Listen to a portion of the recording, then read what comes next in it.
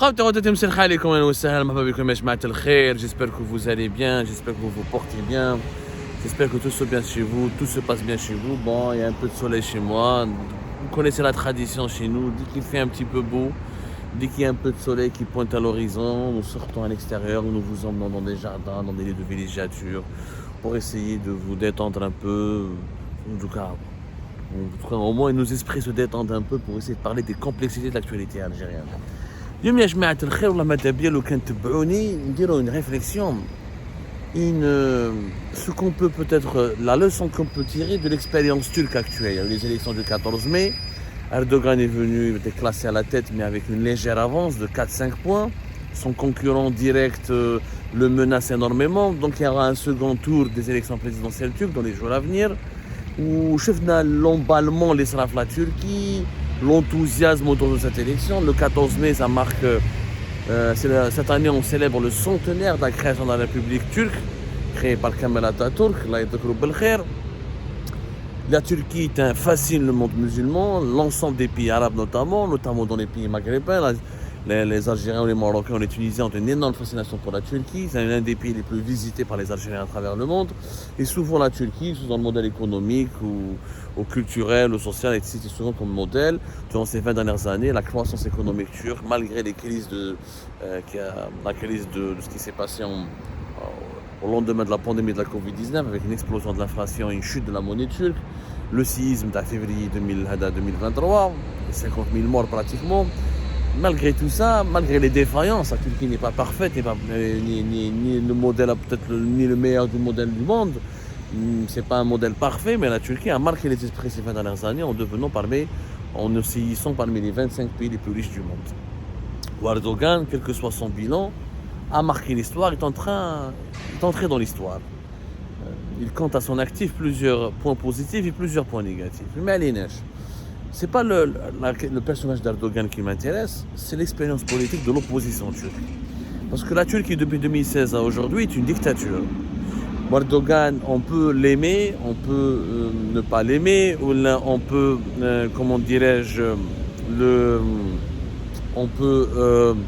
le critiquer, on peut être d'accord avec, on peut être parmi ses partisans comme on peut être parmi ses détracteurs. Il y a une vérité qu'on ne peut pas nier, c'est que la dictature en Turquie est devenue palpable depuis 2016, depuis l'échec du coup d'État de juillet 2016. D'ailleurs, bien avant 2016, Erdogan avait commencé à développer une tendance autoritaire. Il a déjà voulu changer la constitution. Ses ambitions étaient d'instaurer un système présidentiel très fort et qui domine le pays, alors que la Turquie était déjà dirigée par un système parlementaire. Peut-être que le système parlementaire en Turquie avait prouvé son efficacité, mais le système présidentiel fort tel qu'il a été imaginé par Erdogan, qui a parti au lendemain de ce qui s'est passé en 2016, il a instauré les 2017, 2018 et 2019, il est devenu le président homme fort du pays, il a le poste de premier ministre, il est devenu ministre de la Défense nationale, commandant des forces armées et président en même temps, il a imposé son clan. Ou l'homme fort de la Turquie, mais les dérives autoritaires étaient énormes. La Turquie d'Alioum, elle est une dictature au même titre que l'Algérie. Mais quelle différence bien la situation politique en Algérie et en Turquie, elle est aussi désastreuse en Turquie qu'en Algérie. D'ailleurs, Abdelmajid Tebboune s'inspire beaucoup de Erdogan. On connaît tous les réseaux turcs d'Abdelmajid Tebboune depuis qu'il est ministre de l'Habitat. Tebboune lui-même est fasciné par la Turquie. Tebboune est parti d'ailleurs en Turquie. Dès 2020, Erdogan a été parmi les premiers présidents et parmi les rares présidents étrangers, chefs d'État étrangers qui sont venus voir Tebboune. Il y a une relation d'amitié Tebboune est fasciné par Erdogan, c'est son modèle. Tebboune adore le modèle turc et s'inspire du modèle turc. Malheureusement, Tebboune a reproduit uniquement les dérives autoritaires de la Turquie d'Erdogan sans reproduire ses réussites économiques. Pour le moment en tout cas, à une année de la fin de son premier mandat présidentiel, le bilan économique de Tebboune est désastreux. Mais son bilan politique ressemble à celui d'Erdogan. Alors je vous rappelle qu'en Turquie, le nombre de prisonniers politiques est 10 fois plus élevé qu'en Algérie. Il y a, rien que les journalistes, on estime qu'entre 87 à 120 journalistes ont fait de la prison en Turquie entre 2016 jusqu'à aujourd'hui. 50 000 personnes ont fait de la prison. dans des anciens militaires, dans des juges, dans des dirigeants politiques, dans des responsables, dans des chefs d'entreprise. Le coup d'État avorté en juillet 2016, Erdogan a profité de ce coup d'État avorté non pas pour punir uniquement les putschistes, mais pour punir tous les opposants qui lui sont hostiles. Il en a profité pour donc dominer le pays et asseoir sa dictature.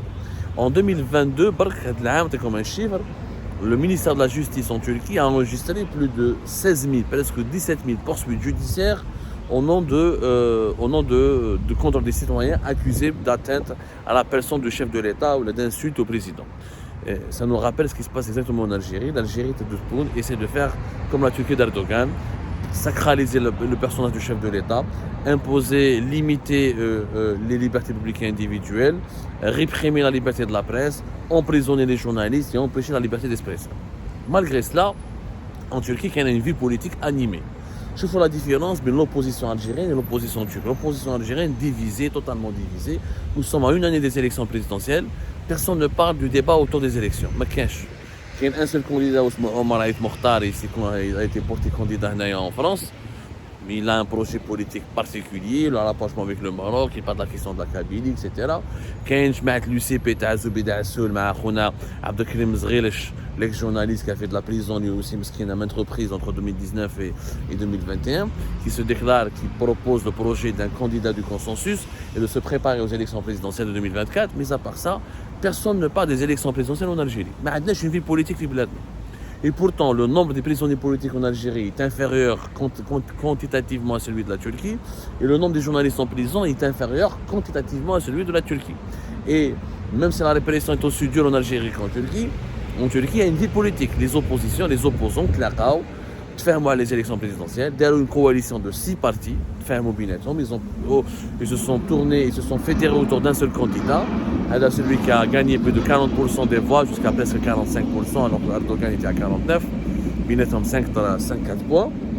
Kamel Kılıçdaroğlu, bon, son nom turc est très compliqué, Kamel Kılıçdaroğlu, bon, Kamel K, on va l'appeler Kamel K, contre Recep Tayyip Erdogan. Un ancien, il est âgé, 74 ans. Romatani qui ne pouvait pas faire une campagne électorale. La presse turque a été fermée au candidat de l'opposition. Et malgré ça, je vous dis les opposants, fait un mobinet. Le pays va mal, c'est une dictature. On n'a pas d'accès aux médias. On n'a pas d'accès régulier et correct aux médias, parce que les médias turcs sont tous du côté du dictateur Erdogan. Les hommes d'affaires les plus riches du pays sont du côté d'Erdogan. La justice, elle est instrumentalisée et dominée et possédée par Erdogan. Où je dis les opposants, il faut s'unir. Ils se sont unis. Ils ont utilisé les réseaux sociaux. D'abord, ils ont accepté de mettre leurs égos de côté. Les nationalistes, la gauche, les islamistes, tous les déçus du système Erdogan, on va s'unir. Parce que c'est l'union qui va garantir notre survie. Tant qu'on est divisé, séparé, on ne va jamais pouvoir déranger ou affronter Erdogan. C'est la grande leçon que l'opposition algérienne doit apprendre. Nous, en Algérie, Talim Tabou في جهة, جماعة الRCD في جهة, جماعة زبيدة عسول في جهة, جماعة l'ancien des FFS من جهة, les islamistes من جهة, les nationalistes من جهة, les laïcs sont de côté. Mais qu'est-ce aucune unité, mais qu'est-ce un opposant algérien qui est capable de mettre son ego de côté, de proposer un projet d'unité. Et pourtant, la situation du pays, elle est catastrophique. C'est une dictature absolutiste. Au moins, en Turquie, il y a des réalisations.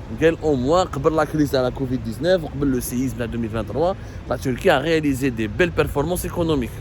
Avec une croissance record, avec des infrastructures. La Turquie a une voiture électrique, a une centrale nucléaire. C'est devenu une puissance régionale importante. C'est devenu l'intermédiaire entre la Russie et l'Occident. La Turquie est devenue une puissance sous Erdogan. Nous n'avons pas de centrale électrique. Où les opposants algériens n'ont pas encore compris la nécessité de s'unir, d'accepter de jouer, parce que comment on peut changer un pays? Ou les révoltes populaires, ou les élections. Même quand il y a des révoltes populaires, il faut organiser des élections. Tu ne peux pas monter au pouvoir directement, les réseaux sociaux ou l'anarchie. Les élections de 2024 arrivent. Il y a une élection, il y a un processus électoral. Il faut participer, bien sûr qu'il faut participer. Les opposants turcs, à la belle Erdogan, il y avait un risque très élevé de fraude. Où je dirais l'opposition turque? Des volontaires citoyens, des observateurs citoyens, des milliers de citoyens turcs ont été mobilisés par l'opposition pour devenir des contrôleurs, des observateurs volontaires. يعسوا les urnes, يعسوا le processus de vote, وخدموا على la culture politique de l'importance de ce vote. Alors, احنا ما نديروش هكذا في الجزائر. L'opposition te dit que le vote sera truqué, Tebboune va frauder en 2024, le système va frauder, des observateurs, une coalition entre dans les élections, participe à l'élection, et s'il y a des fraudes ou du trafic, tu manifestes dans la rue. Tu manifestes, tu occupes la rue, tu fais des rassemblements, tu lances un appel à la communauté internationale, tu lances un appel au peuple, tu essaies de mobiliser. Par exemple, les médias ont été fermés pour les opposants turcs, pour l'opposition turque. Le principal candidat contre Erdogan, les réseaux sociaux. Chaque jour, dans sa cuisine, dans sa salle de bain, dans son salon, dans un jardin, il faisait une vidéo chaque jour sur un thème précis de la vie politique et économique pour détailler son programme. Il a fait un programme de plus de 240, je ne me trompe pas, entre 240 et 250 pages. Les opposants en Turquie, khadmou. Ou l'opposant algérien qui a un programme de 240-250 pages pour les problèmes du pays. Les opposants algériens avaient ce point sur Facebook. Hada l'opposant à Kamel K qui s'oppose Kamel Kilidaroglu, qui s'oppose à Erdogan. En 2019, il a marché 450 km de Ankara à Istanbul. Mis à part Rachid Nekez Meskin qui avait plus ou moins ce genre d'idée, personne n'occupe le terrain. Wara Sofiane Djilali, Wara Mjmaat Hamas, on ne peut pas les classer pour l'opposition parce que je pense qu'ils sont beaucoup plus du côté du pouvoir. Mais les opposants, il y a un risque de répression élevé, il y a de l'arbitraire politique. Mais si les opposants sont unis, il ne peut pas emprisonner Tab ou emprisonner le Sahab l'RCD ou la FFS. Parce que l'Algérie, comme la Turquie d'Erdogan, est obligée, face aux pressions occidentales et de la communauté internationale, d'observer un minimum syndical de la démocratie. Au moins, tu maintiens les apparences démocratiques du pays. Au moins, il y a une opposition, il y a un peu de presse, il y a un peu de société civile. Les brèches que le système, que la dictature peut te laisser, il faut les exploiter. Parce qu'une dictature, elle subit une pression internationale et elle doit se conformer à certains standards de la communauté internationale. Toutes les dictatures, à l'exception de la Chine, qui est une grande puissance et qui s'en fout un petit peu des pressions de la communauté internationale, mais toutes les dictatures sont obligées, directement ou indirectement, de respecter certains standards de droit et politique de la communauté internationale. La leçon turque doit être apprise en extrême urgence en Algérie. Les élections de 2024, il faut les faire. كيفاش تنحي تبون كيفاش تبدل البوفوار شوف les opposants en Algérie يستناو الشعب يخرج وبعد هما ils vont faire de la politique. C'est le peuple qui fait de la politique, mais pas du tout. Un opposant ne peut pas attendre que le peuple agisse. Un opposant, il est là pour alerter le peuple, pour le pousser à agir, pour l'inciter à agir, pour surtout le guider, pour lui fournir un programme politique, pour lui proposer des solutions politiques. Et c'est à l'opposant de provoquer une dynamique politique. Les opposants en Algérie, ils attendent que le peuple provoque une dynamique, comment ils vont surfer sur la dynamique. Ce n'est pas comme ça que ça se passe. C'est pas du tout. Il faut oser affronter les élections. Il faut que les opposants aient la cabinet en fait à Alger. Les partis qui sont plus ou moins contre la reconduction d'Abdelmajid Tebboune ou qui ont une autre vision de l'avenir de l'Algérie, l'idée du candidat de consensus a prouvé son efficacité en Turquie. L'idée d'une organisation, d'une opposition unie, fédérée autour d'un candidat, d'un programme qui partage l'ensemble de certaines valeurs, a prouvé son efficacité en Turquie.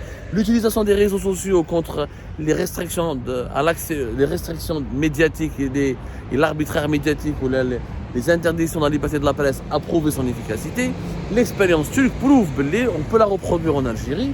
Et l'opposition, si elle était structurée, si elle était utile, elle peut devenir puissante et elle peut déranger le pouvoir algérien. Et elle peut l'amener à accepter une élection indépendante et transparente, mobilisant les observateurs citoyens, contrôlant la fraude, empêchant la fraude, et peut-être que là, on peut créer un changement grâce aux urnes. En tout cas, il n'y a pas de possible. On a testé le changement par la révolte populaire, ça n'a pas marché. Maintenant, il faut tester le changement par les urnes. Il faut piéger le pouvoir dans son propre fonctionnement, en utilisant ses propres pièges, en utilisant sa propre ruse, en utilisant les mêmes mécanismes politiques et institutionnels qui garantissent à ce pouvoir de rester encore en place. On n'a pas le choix. Je lance le débat, Yajma. Dites-moi ce que vous en pensez. Le débat se poursuit sur les différentes plateformes d'Algérie Part. Et que pensez-vous? Pourquoi pas une reproduction de l'expérience de l'opposition turque en Algérie. Qu'attend l'opposition algérienne pour se réunir, pour se structurer, pour mettre fin aux guerres des égaux, de faire un programme commun et de se préparer d'ores et déjà aux élections présidentielles de 2024. On y a à moins d'une année. C'est plus que jamais. C'est le moment de s'organiser, de se structurer et de inquiéter le pouvoir et de provoquer une prise de conscience et une nouvelle dynamique politique dans le pays. L'Algérie aujourd'hui voulait être là, c'est un dortoir. Depuis l'échec du Hirak, il n'y a plus aucune initiative. Nesgara est dégoûté, fataliste, sinistré, on ne peut rien faire. Le Hirak a échoué, mais l'Algérie n'est pas condamnée à mourir avec le Hirak. L'Algérie, celui qui croit au Hirak, le Hirak il est mort. Celui qui veut croire l'Algérie, qui aime l'Algérie, l'Algérie elle est là, elle est éternelle, elle est encore vivante. Il faut se battre pour elle, on change de mode d'emploi. Il y a des élections qui arrivent, il faut saisir cette opportunité. Et comment transformer cette échéance électorale en un exercice de mise en difficulté du pouvoir algérien pour l'obliger à accepter des compromis démocratiques et pour accepter qu'il y ait, et pour créer une nouvelle dynamique qui peut enfin apporter le changement dans notre chère Algérie. Le débat se poursuit, Jma'a. Et essayez de commenter et de participer, s'il vous plaît, sans insultes, sans les injures.